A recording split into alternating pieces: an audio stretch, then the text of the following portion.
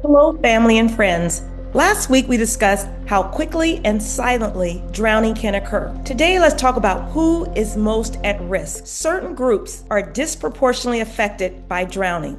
Almost 80% of people who die from drowning are males. For children ages 5 to 14, drowning is the second leading cause of unintentional injury death after motor vehicle accidents.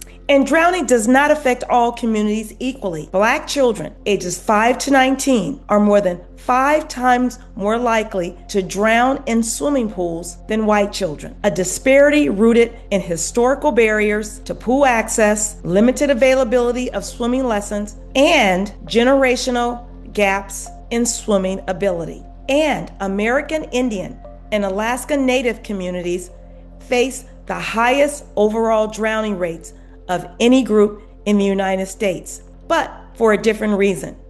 Many of these communities are located near rivers, lakes, and coastal waters, where daily life activities involve frequent contact with open water, often in remote areas with limited access to lifeguards and emergency services. In both cases, systemic inequities, not individual choices, drive these disparities.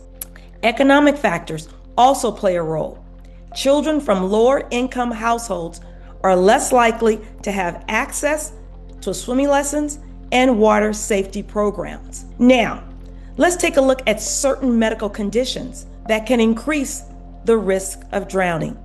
First, children with autism are at an increased risk because they may be attracted to water and may wander away from their caregiver. Studies show that children with autism are approximately 3 times more likely to drown than children in the general population. Second, individuals with seizure disorders are also at increased risk, especially during bathing and water activity. People with seizures are 7 to 10 times more likely to drown than the general population, and nearly half of drowning deaths occur in the bathtub.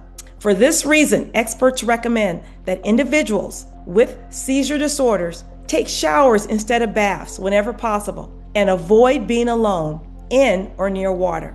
Third, heart disease is another important risk factor.